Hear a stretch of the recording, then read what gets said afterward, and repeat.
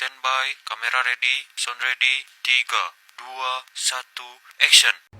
Selamat pagi Pak, terima kasih atas kesempatannya. Sini kami dari kelompok 4 akan menjelaskan rangkaian yang telah kami buat. Perkenalkan Pak, nama aku Prego Pengaduan dengan NIM 2404020030. Perkenalkan Pak, nama saya Steven Valentinus Turus dengan NIM 2404020037. Perkenalkan Pak, nama saya Saud Sumarmata dengan NIM 24048. Perkenalkan Pak, nama aku Franky Tobing dengan NIM 24024.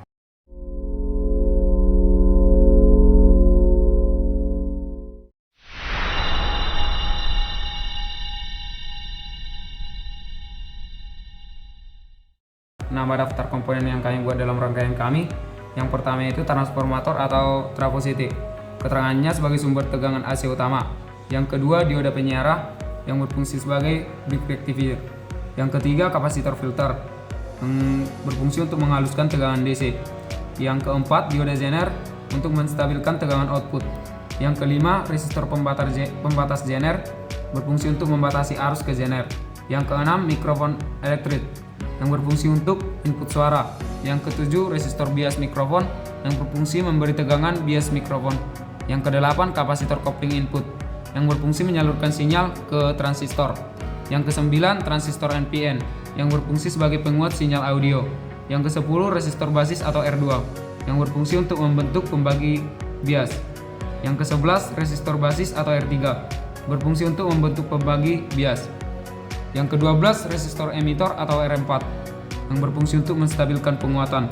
Yang ke-13 resistor kolektor atau R5 yang berfungsi sebagai beban kolektor transistor. Yang ke-14 kapasitor bias emitor yang berfungsi meningkatkan gain AC. Yang ke-15 kapasitor output atau kopling yang berfungsi untuk menyalurkan sinyal ke speaker. Yang ke-16 potensiometer volume yang berfungsi sebagai pengatur besar sinyal ke speaker. Yang ke-17 speaker sebagai output suara. Yang 18 kabel jumper dan konektor untuk koneksi antar komponen. Yang ke-19 PCB bolong atau Veroboard yang berfungsi sebagai tempat merakit rangkaian. Seperti yang kawan saya katakan tentang alat dan bahannya. Sekarang kita akan membahas tentang penghubung dari rangkaian tersebut. Yang pertama itu dari trafo. Trafo ini kita sumberkan dari arus AC sebesar 220 volt dan diturunkan menjadi 12 volt. Yang dimana tegangan dari sini terhubung menjadi di dioda, dan dari dioda itu paralel dengan kapasitor zener, resistor zener dan kapasitor filter, dan terhubung di resistor, dan dari resistor itu ke terhubung di transistor NPN yang dimana kaki dari ini yaitu dari emitor, kolektor, dan basis. Basisnya ini terhubung di resistor dan kaki kolektornya ini terhubung di kapasitor. Dan dari kaki emitor itu terhubung di kaki positifnya mic dan terhubung di kapasitor, dan dari kapasitor itu terhubung di resistor. Dan resistor ini terhubung juga ke elko, dan dari elko itu kembali lagi ke resistor, dan dari resistor yang ini itu dalam rangkaian ini atau di baliknya ini terhubung ke resistor yang ada di sini, dan resistornya di sini terhubung di potensiometer ini. Mungkin itu dari saya dari hubungan rangkaian ini. Terima kasih. Itu kita akan tesnya.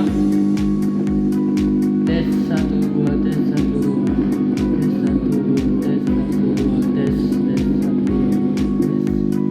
Baik, kesimpulan yang dapat kami peroleh dari rangkaian kami yaitu kami sebagai mahasiswa telah dapat mengimplementasikan ilmu yang kami dapat kepada praktek langsung. Kemudian dalam merakit langsung kami juga mengetahui bahwa banyak faktor yang dapat mempengaruhi rangkaian dan outputnya.